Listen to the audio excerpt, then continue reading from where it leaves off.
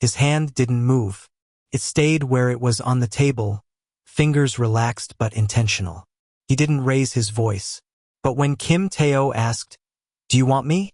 Sola and Kim Tae-oh didn't blink, didn't think twice. She said, "Yes," like every inch of her honey-toned skin meant it. Welcome back to Afro-Korean Soul Stories. If you're here for love that burns slow and deep, hit that like button right now.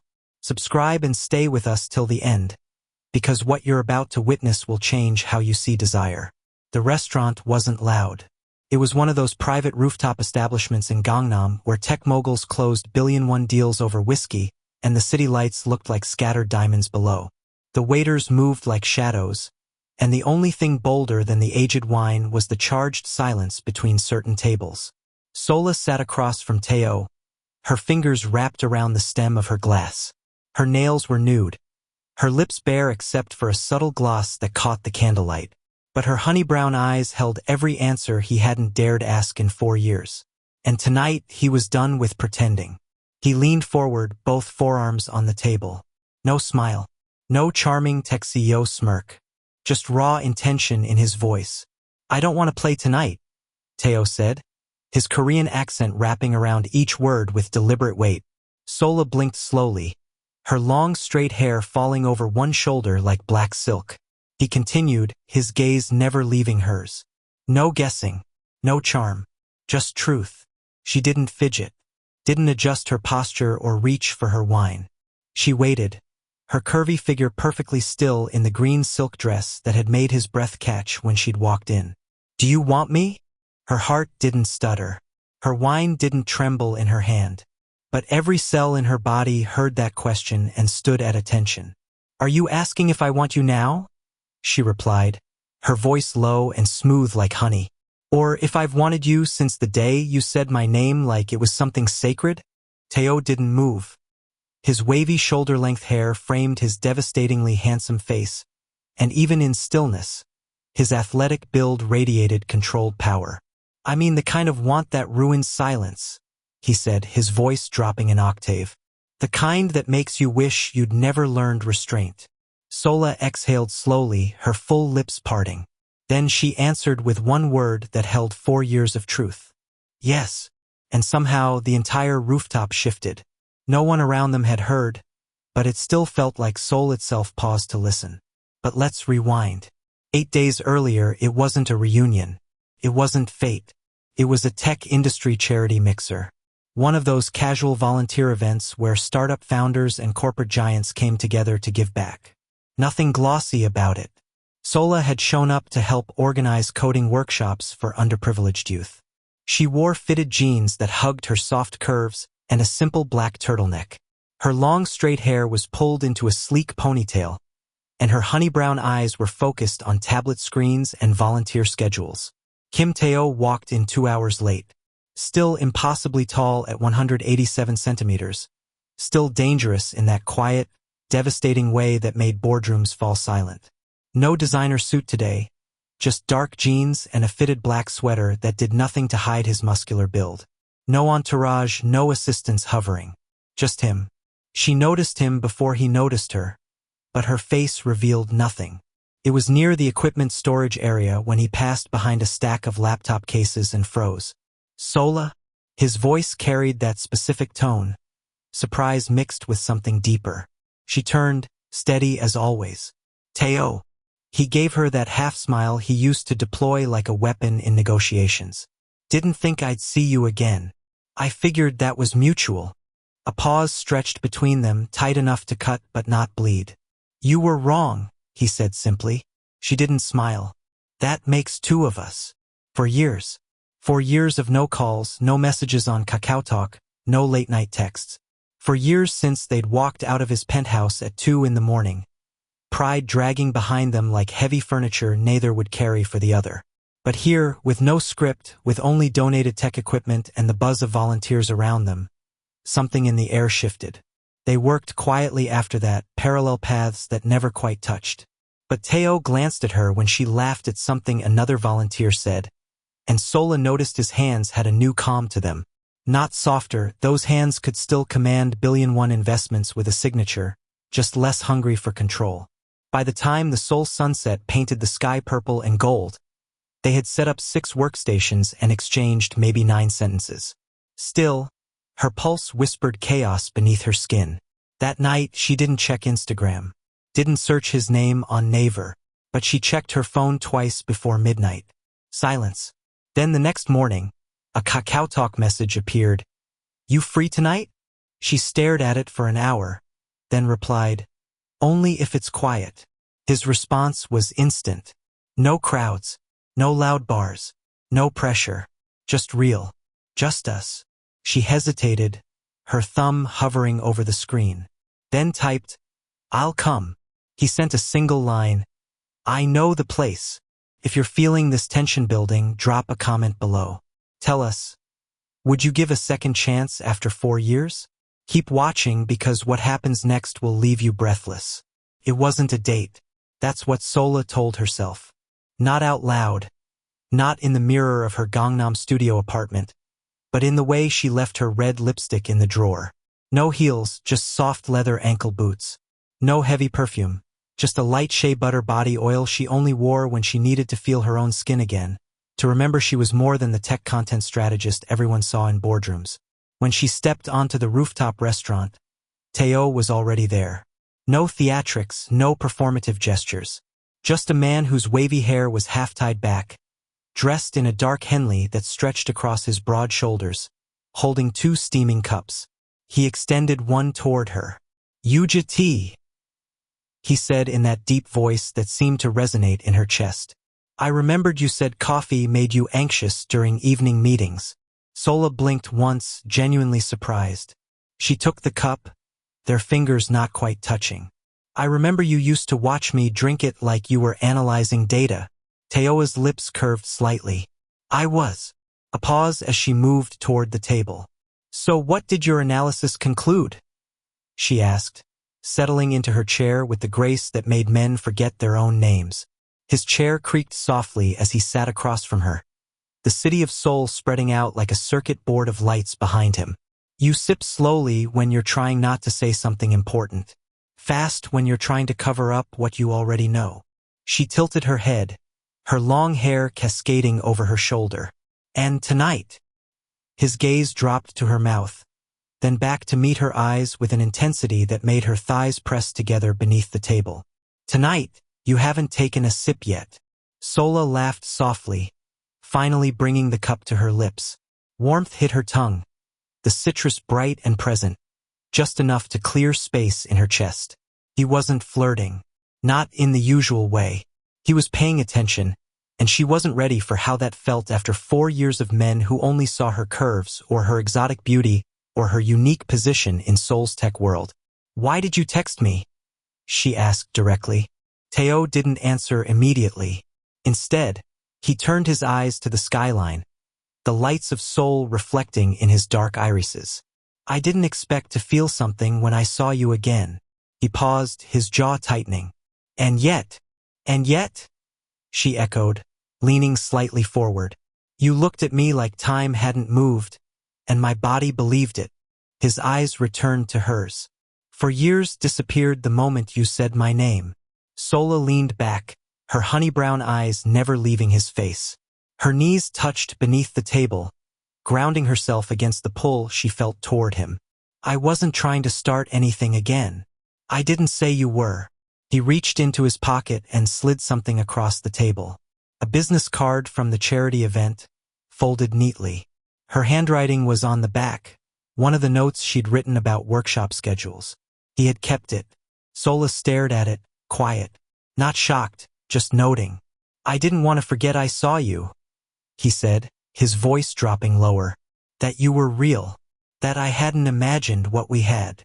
"And yet," she whispered, her accent adding texture to the words, "you forgot to call for 4 years." That truth sat between them like a stone. Tae-oh's athletic frame went still. "I didn't forget you," he said finally. "I just wasn't the man who should have called." "And now you are?" "Now I'm the man who knows what silence costs." His eyes held hers with an honesty that made her breath catch. "And I'm not willing to pay that price again." They didn't talk about the breakup, No rehashing of who said what, no blame, no recycling of old wounds. Instead, they talked about music. She still loved Afrobeats and old R&B. He'd started listening to acoustic versions of K-pop ballads when the pressure of running his tech empire became too sharp. They talked about work. She was managing a digital content agency now. Small but influential team, honest clients, her own rules about who she worked with.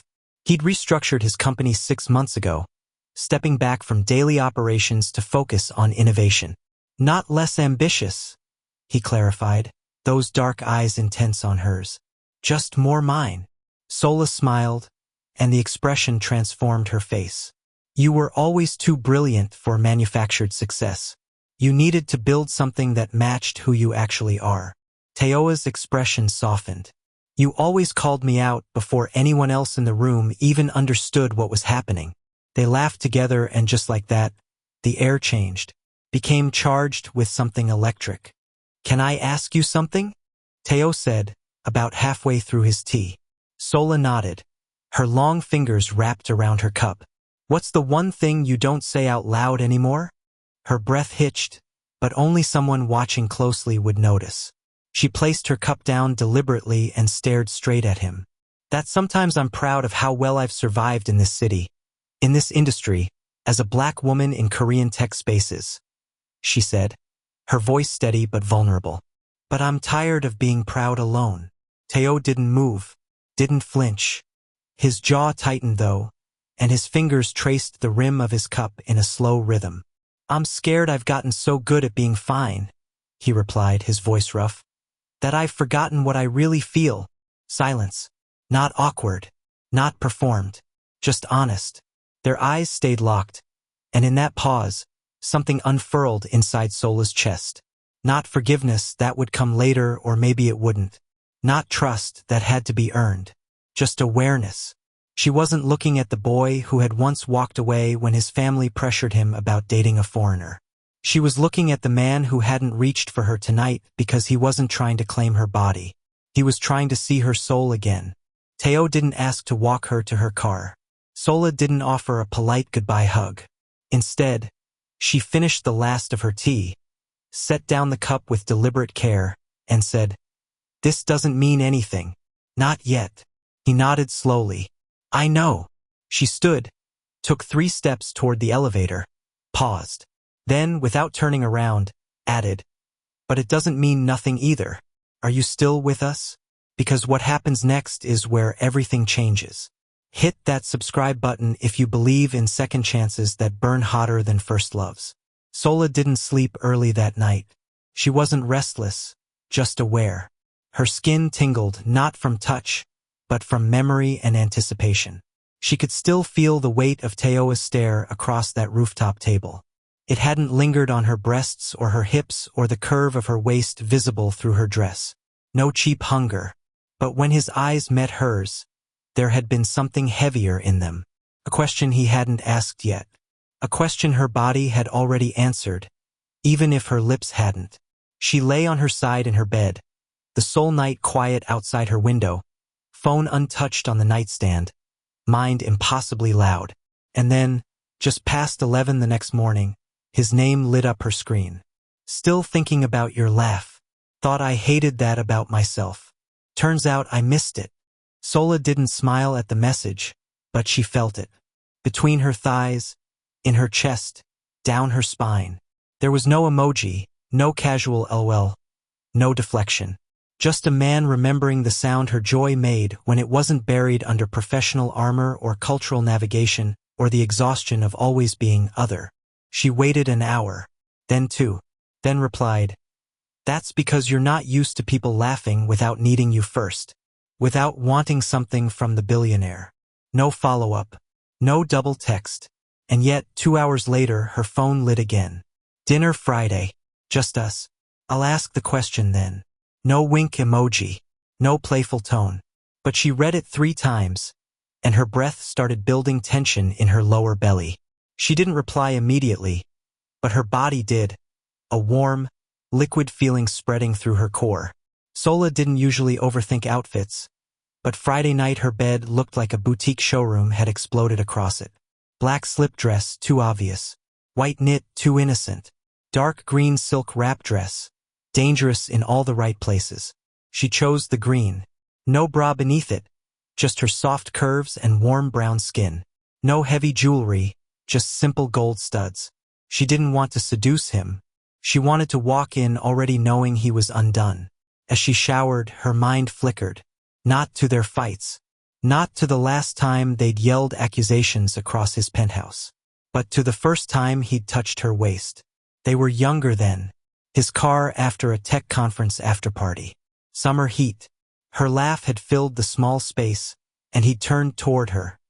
Not to silence her, but to hear it with his whole body. He'd touched her waist like it was sacred, like he didn't want to rush past the moment.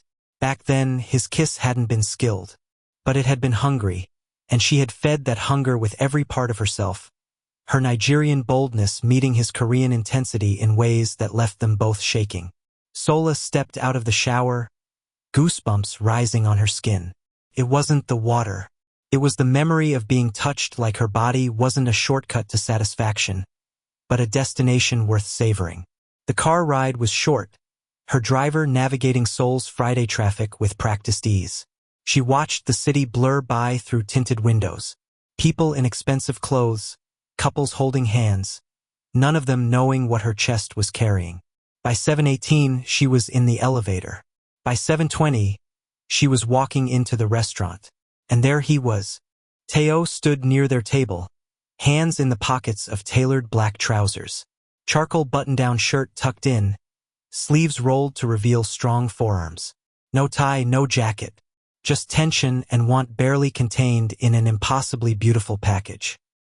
His wavy hair was loose tonight, falling past his shoulders, and when he saw her, the careful control in his expression cracked. He didn't say, "You look beautiful."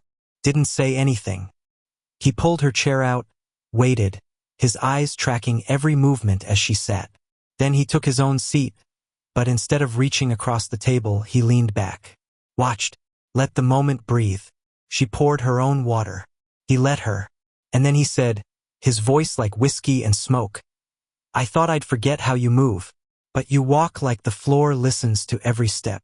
Sola exhaled slowly, her honey eyes meeting his dark ones. "That's because I don't walk for the room anymore. I walk for myself." His lips curved in appreciation. "No. Now the room watches because you've given it permission to witness something rare." The waiter appeared. Tae-oh ordered for both of them. Light dishes, fresh flavors, nothing heavy. No soju. No wine. The waiter left and Sola raised an eyebrow. "You're not drinking." Tae-oh met her eyes with an intensity that made heat pool low in her belly. "I want to remember everything tonight. Every word. Every look. Every breath." Her pulse dipped, then raced. Conversation wasn't light. They spoke about everything built between them in silence over 4 years. She told him how she'd started choosing herself. Small ways at first, like saying no to projects that didn't align with her values. Then bigger ways, like refusing to shrink herself in spaces that wanted her exotic but not powerful. He admitted to therapy. 3 years of it. "Not for you," he clarified. "For the echo I carried. For the man who chose family pressure over his own heart." They didn't pretend healing had made them perfect, but it had made them honest. "I used to think," he said, cutting his steak slowly, deliberately, "that desire was loud, that wanting someone meant gripping their waist hard enough to leave marks, showing up drunk on feeling, calling it passion." Sola tilted her head, her long hair sliding over her shoulder. "And now," he looked up, his eyes so dark they were almost black in the candlelight. "Now I know the quiet kind is stronger, the kind that doesn't need to prove itself." She put her fork down carefully. "What kind is that?"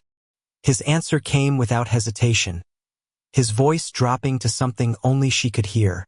"The kind that makes you choose stillness when your body's on fire. The kind that waits because claiming you properly is worth more than taking you quickly." And just like that, she knew. He wasn't playing games. He was about to ask her the question, and she wasn't scared of answering. She was scared of how desperately her body already knew the truth. Drop a comment right now if you can feel this tension. Tell us what you think happens next. And keep watching because you're about to witness something unforgettable. Tae-oh finished his last bite, wiped his mouth with deliberate care, set his napkin down. The candles between them flickered. The Seoul skyline glittered outside the floor-to-ceiling windows. And then he leaned forward, both forearms on the table, his muscular frame suddenly filling all the space between them. His voice dropped to something only she could hear, intimate as a touch. I don't want to play tonight. Sola's lips parted, but she didn't speak. Her honey eyes stayed fixed on his face. No guessing, no pretending, just truth. He paused, and the entire restaurant seemed to fall away. Do you desire me? She didn't look away, didn't cross her arms or reach for her water or laugh to break the tension. Instead, she leaned back slightly, her fingers resting in her lap, calm and composed and completely honest. Are you asking if I want you now? She said softly, her accent making the words feel like silk. Or if I've wanted you since the first time you said my name like it meant something more than just a foreign sound in your mouth. His breath caught, barely visible, but she saw it. I mean the kind of want that ruins silence, Tae-oh said, his voice rough. The kind that makes you wonder why you ever learned to hold back. The kind that keeps you awake at night remembering how someone tastes. Sola's eyes didn't blink. She knew he'd feel her answer in the air between them before she voiced it. And when she did, it wasn't seduction. It wasn't a tease. It was an offering of pure truth. Yes, one word. But it held 4 years of longing, of growth, of becoming people worthy of each other. And just like that, the room disappeared. Silence, not awkward, not staged. Just the kind that settles when truth bigger than the space itself has been spoken. Sola didn't smile, didn't soften or fidget. She just held his gaze like she owned every syllable of what she'd just given him. Tae-oh didn't exhale right away. He just stared, his hands perfectly still on the table, jaw tight, eyes burning with something that made her core clench. Then he stood, not fast, not dramatic, but slow enough to make her breath shift beneath her ribs, to make her aware of every inch of space he crossed. He walked around the table, each step measured, unhurried, deliberate. Sola didn't move, didn't glance away or cross her legs or lean back. She let him come to her, let him see that she wasn't afraid of what she wanted.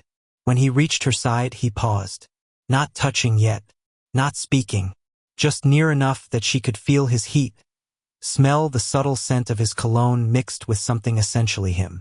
I don't want to pretend anymore, he said, voice low enough that only the candle flame seemed to hear. Not with you. Not about this. Then don't, she answered, her voice calm but her body humming with awareness. He opened his hand, palm up, an invitation, not a demand. She looked at it for a heartbeat, then slid her hand into his. Her fingers curled naturally around his palm. No force, no hesitation. It fit like something they didn't have to relearn, muscle memory of souls recognizing each other. But he didn't pull her up immediately. He just stood there, holding her hand. Solid, real, present. Then finally, he leaned down slightly and whispered, "Come with me." She nodded once. That was all. No scene. No gasps from nearby tables. No dramatics.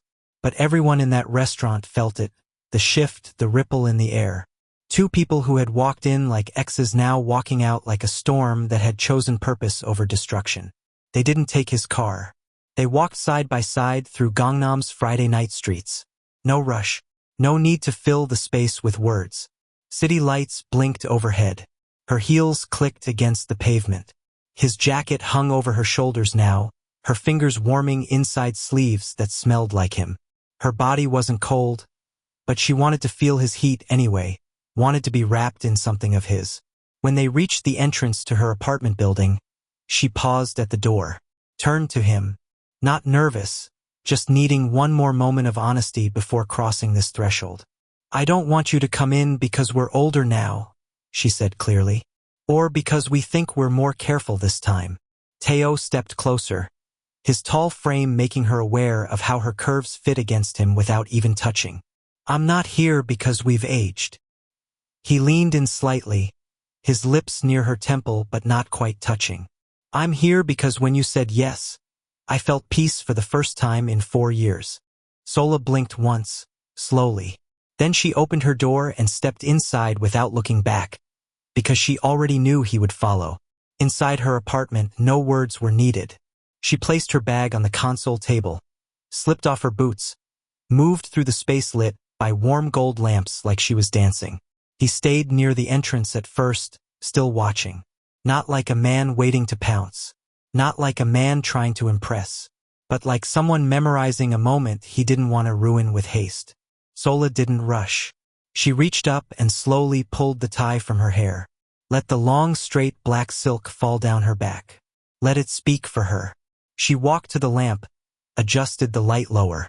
Soft gold bloomed across her honey-toned cheeks, her collarbone, the swell of her breasts visible above the wrap of her dress. She turned. He hadn't moved from near the door.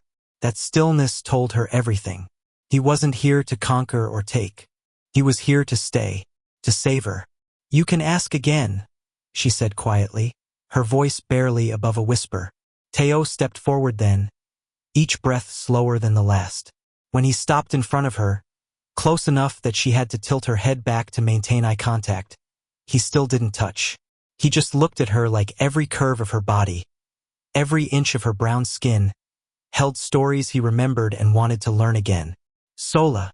His voice was deeper now, thicker, barely steady. His wavy hair fell forward, framing his devastatingly handsome face. "Do you desire me?" She stepped forward, closing the last breath of space between them. "No performance, no show, just real. With every part of me that's been waiting," she whispered, "with nothing hidden." Then she placed her hand on his chest, not to push, to feel the warmth, the solid muscle, the rhythm of his heart racing beneath her palm. He placed his hand over hers immediately. No rush, no grabbing, just anchoring like he needed to make sure this was real. And then he kissed her. Not fast, not frantically, but full, a kiss that held 4 years of absence and longing. A kiss that didn't ask permission because it had waited for permission to be given freely. His other hand came to her back, resting against the silk, supporting but never forcing. Her lips parted like they'd been waiting to breathe against his mouth, and when their tongues met, she made a sound low in her throat that made his whole body tighten with restraint. No games, no performance, just two people being devastatingly present with each other. His hands didn't immediately slide under her dress, didn't grab at her curves. He held her face like she was precious, kissed her like her mouth was a destination he'd traveled years to reach, and she kissed back with nothing hidden, her hands sliding up his chest to his shoulders, feeling the athletic muscle beneath his shirt, remembering and discovering all at once.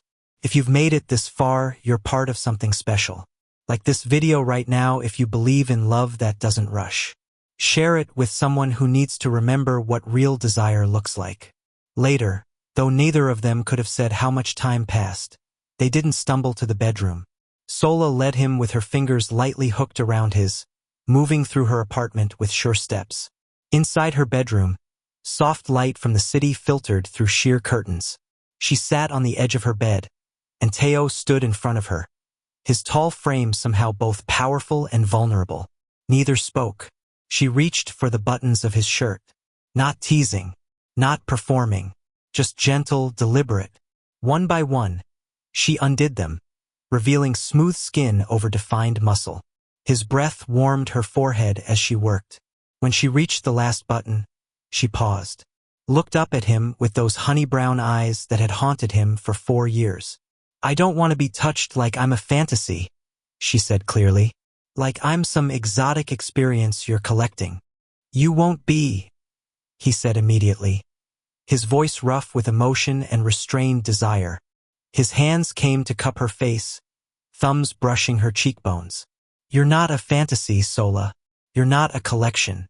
You're the part of myself I stopped chasing when I forgot how to be still. You're the woman I see when I close my eyes. Real, complicated, beautiful. Mine if you'll have me." Her breath caught, and in the next second, her mouth was on his again, this time deeper, more urgent. Her hands pushed the shirt from his shoulders, revealing his full torso, athletic, sculpted, perfect. His hands found the tie of her wrap dress, and with one slow pull, it loosened. They didn't strip. They unwrapped each other, piece by piece, touch by touch. No clothes thrown carelessly aside. No grabbing at bedsheets. Only two people who had once loved recklessly now choosing to feel fully, to be present for every sensation, every revelation of skin, every sharp intake of breath. The morning didn't rush in. It arrived gently, like it understood what had happened inside these walls needed silence, not interruption. Sola stirred first, her eyes fluttering open not with alarm but with deep, settled calm. There was no weight in her chest, no tightness in her stomach, no regret whispering poison in her ear. She turned slowly. Tae-oh was still asleep, one arm tucked under his head, the other resting across the space where she had been. His wavy hair was spread across her pillow, his handsome face finally relaxed. No CEO mask, no family expectations. Just him. He wasn't smiling, but he looked rested, like his body had finally released all the pretending, all the pressure. Sola stayed there, watching, breathing, letting herself witness this version of him. Unprotected, unpolished, undemanding. The morning light touched his shoulder, and she traced the line with her eyes before leaning forward to press her lips softly there. He stirred, then blinked slowly and turned his head toward her. He didn't ask where he was, didn't pretend to stretch like he hadn't known she was beside him. He just looked, his dark eyes finding hers immediately. "You still want honesty?" she asked quietly. His voice was low, rough from sleep, devastatingly intimate. "Only if it still ends in yes." She smiled. Not the polite smile she gave in boardrooms, or the practiced one she used to navigate Seoul's social spaces. This was real, the kind that started conversations instead of ending them. "Then yes," she whispered again. "Still yes. Always yes with you." He reached for her hand under the covers. Their fingers didn't lock like a symbol or a promise. They just folded together like breath, natural and necessary. They didn't rush to dress, didn't jump up to make coffee or check phones or return to the real world. They just lay there, talking, touching, not always with words or hands, but with the kind of energy that had no need to perform or prove. Sola turned to her side and looked out the window at Seoul waking up. "The world's still moving," she murmured. Tae-oh's voice came from behind her, his breath warm against the back of her neck. "Let it." She laughed lightly. "You used to panic when you weren't first to every meeting, first to close every deal. I used to think being needed was the same as being wanted," he replied, his hand coming to rest on her hip, thumb tracing slow circles on her skin. "I used to think if I stopped moving, I'd disappear." She paused, his words hitting somewhere deep. "I used to think being chosen was the same as being safe," she admitted softly. Tae-oh pressed a kiss to the back of her shoulder.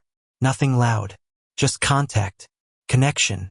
"I'm not here to choose you like you're one option among many," he said against her skin. "I'm here to show up for you, every time, in every way." Sola turned her face toward him. "I don't need forever speeches, Tae-oh. I've heard those before from men who couldn't handle even 1 month of my reality. I'm not giving you forever speeches." His eyes were steady, honest, clear. "I'm giving you today, and if you want it, I'll give you the next one after it. And the one after that. One present moment at a time." She blinked slowly, her honey eyes searching his face. "Don't give me days like they're gifts. Just give me present. Be here. Be real." "I'm already here," he said simply. "I'm not going anywhere." They didn't cook breakfast. She pulled a container of cut fruit from the refrigerator. He found 2 forks. They sat on the floor of her living room, backs against the couch, bare feet touching, wearing yesterday's clothes loosely. No music, no TV, just the sound of forks against plastic and fruit being chewed between quiet truths. At one point, he fed her a piece of mango. She didn't make a joke or deflect. She just accepted it with her mouth and gave a small sound of pleasure that made his eyes darken immediately. But he didn't reach for her, just watched her chew, swallow, lick her lips. She swallowed, then looked at him with a question in her eyes. You're not kissing me again. I want to. Then why not? Because I want you to feel safe before you feel wanted. I need you to know the difference. Sola set her fork down carefully. I already do feel safe. For the first time in 4 years, I feel safe. He blinked, something raw crossing his face. Then he leaned in. The kiss was shorter this time, but heavier. Not because of desire, though that hummed beneath everything, but because of certainty. Because of choice made in full daylight, not just in the heat of night. He stood to leave around noon, both of them knowing he needed to return to his penthouse, to his responsibilities, to the world that demanded Kim Tae-oh the billionaire, not just Tae-oh the man.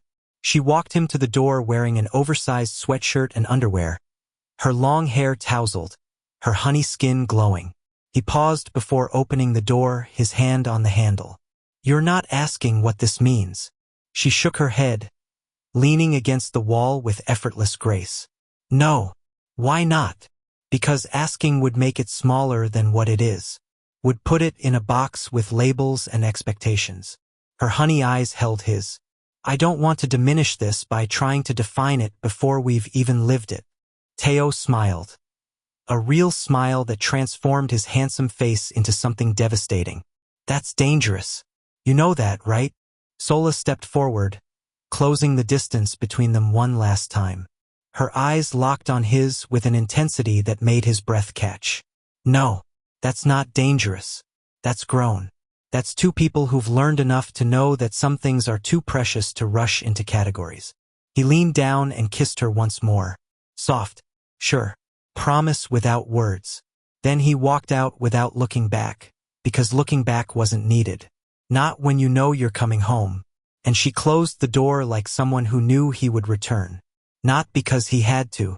Not because of obligation or guilt or unfinished business. But because he wanted to. Because she was where his soul had been trying to get back to for 4 years. Over the next weeks, they didn't announce anything. Didn't post couple photos or make their relationship Instagram official. They just existed together in the spaces between their demanding lives. He showed up at her apartment after late meetings with takeout from her favorite Nigerian restaurant in Itaewon. She appeared at his penthouse with her laptop, working quietly in his space while he took video calls with investors in Tokyo and Singapore. They learned each other again, but different this time. He learned that she took her coffee with exactly 1 sugar cube, no more, no less. That she spoke Yoruba when she called her mother in Lagos. Her voice taking on musical tones he'd never heard in her English or Korean. That she had a small scar on her inner thigh from falling off a bike as a child. And she only shared that story after he'd kissed it softly, reverently, making her feel seen in ways that had nothing to do with desire and everything to do with witnessing. She learned that he couldn't sleep without white noise, some app that played ocean sounds to quiet his racing mind. That he did taekwondo every morning at 5:30, his body moving through forms with a discipline that was almost meditative. That his relationship with his family was complicated. They were proud of his success but still asked when he'd marry a suitable Korean woman from a good family, still didn't understand why he'd restructured his company to be more than just profitable, to actually mean something.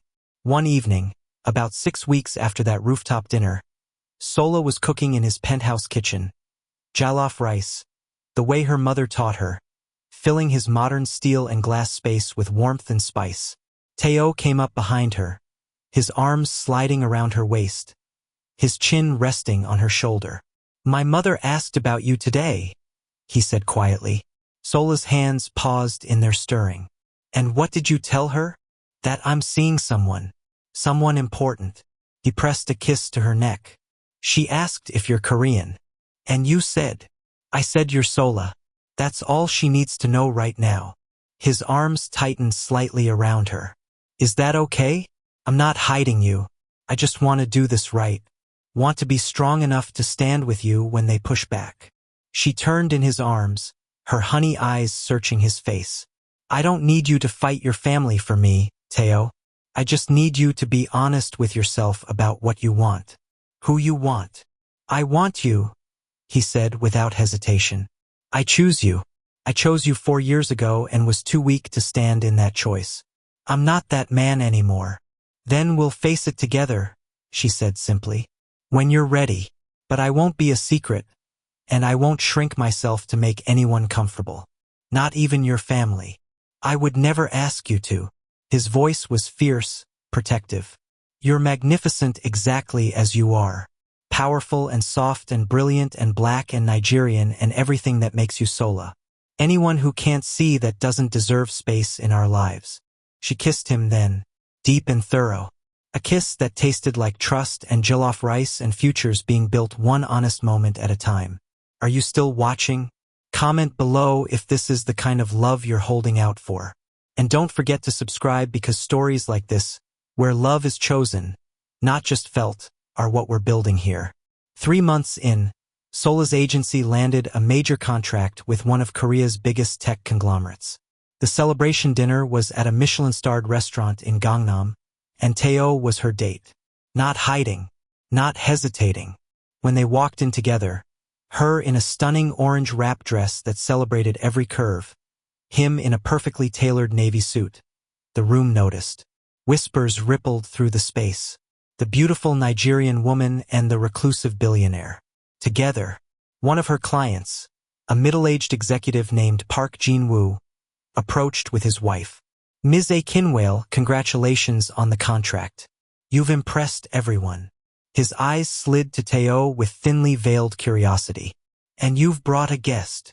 This is Kim Tae-oh, Sola said smoothly, her hand resting comfortably in the crook of his arm. My partner. Not boyfriend. Not date. Partner. Equal. Chosen. Tae-oh bowed slightly in greeting, his demeanor polite but making it clear he wasn't there to be questioned. Sola's work speaks for itself, he said, his voice carrying quiet authority. I'm just here to celebrate her success. Throughout the dinner, he was attentive but not possessive, proud but not overshadowing. When she gave a short speech thanking her team, he watched her like she was the only person in the room, his eyes warm with admiration and something deeper, something that looked a lot like love. Later, in his car heading back to her apartment, she was quiet. He glanced over at her. You okay? You called yourself my partner tonight, she said softly. In front of everyone. That's what I am. What I want to be. He reached over and took her hand. If that's what you want too. It is, she said, squeezing his fingers. But your family. We'll deal with it, he interrupted firmly. I'm meeting with my parents next week. I'm telling them about you, about us, and I'm making it clear that you're not negotiable, that we're not negotiable. Tears pricked at her eyes, not from sadness but from being chosen so clearly, so publicly, by someone who had once walked away. I love you, she said suddenly, the words spilling out before she could think them through. I know we haven't said it yet, but I do. I love you, Tae-oh. He pulled the car over immediately, right there on the side of the road. Turned to her with his whole body. Say it again. I love you. His hands came to her face, cradling it like something precious. I love you, Sola Akinwale. I've loved you since we were too young to do it right, and I'll love you while we learn to do it better. I'll love you through every challenge, every cultural clash, every moment my family makes you feel like you have to prove yourself. His forehead pressed against hers. You don't have to prove anything. You already are everything. She kissed him then, tasting salt from her own tears and the mint from his mouth and the future they were brave enough to build together. The meeting with his parents was difficult. His mother cried. His father spoke about family expectations and business alliances and what people would say. But Tae-oh stood firm, his voice steady as he explained that Sola wasn't just someone he was dating. She was his partner, his choice, his future if she'd have him. You're willing to risk everything for her? His father asked, voice tight. I'm not risking anything, Tae-oh replied. I'm choosing something. There's a difference. I spent 4 years being who you wanted me to be, living the life you designed. I was miserable. I lost the woman I loved because I was too afraid to disappoint you. He met his father's eyes. I'm not that afraid anymore. His mother asked to meet Sola. Not a warm invitation, but not outright rejection either. Progress, Tae-oh told Sola later, was sometimes just the absence of immediate war. The meeting was tense. His mother asked pointed questions about Sola's family, her background, her intentions, but Sola answered everything with grace and honesty, never apologizing for who she was but making it clear she understood the cultural complexities, that she respected them even if she wouldn't be diminished by them. At the end, his mother said simply, "My son seems different with you, calmer, more himself." "That's because I love who he actually is," Sola replied. "Not who he thinks he should be." It wasn't acceptance. Not yet, but it was a crack in the wall. And through that crack, light could eventually enter.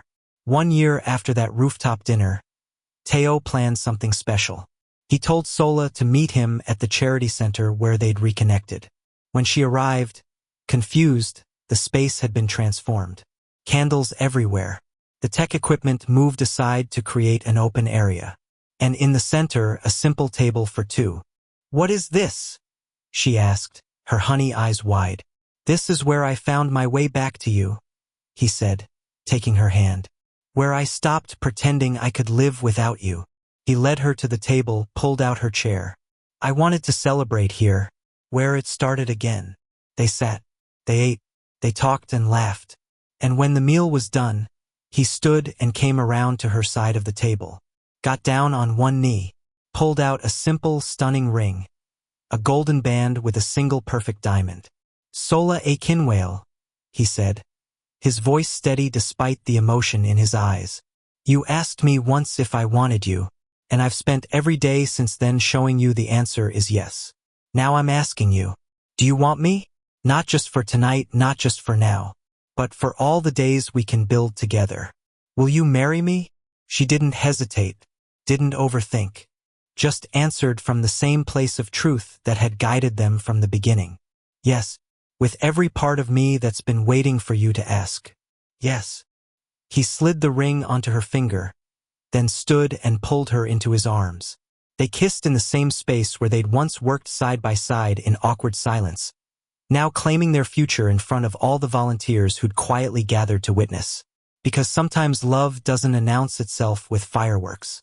Sometimes it enters quietly when you're finally honest enough, finally brave enough, finally healed enough to answer truthfully. And when you do, the whole world feels it. If you believe in love that chooses, in second chances that become forever, in partnerships built on truth and presence and unwavering choice, then this is your space. Like this video, share it with someone who needs to remember what real love looks like. Subscribe to Afro-Korean Soul Stories, where we celebrate love that crosses borders, challenges expectations, and proves that the quietest truths are the ones that last forever. Because Sola and Tae-oh's story isn't just about desire. It's about two people who learned that wanting someone isn't enough. You have to choose them. You have to show up. You have to be brave enough to stand in your truth even when the world pushes back. And when you find someone willing to do the same, you hold on. You build. You create something that matters. This is love that lasts. This is love worth fighting for. And this is the love we're here to celebrate. Thank you for staying with us until the end. We'll see you in the next story.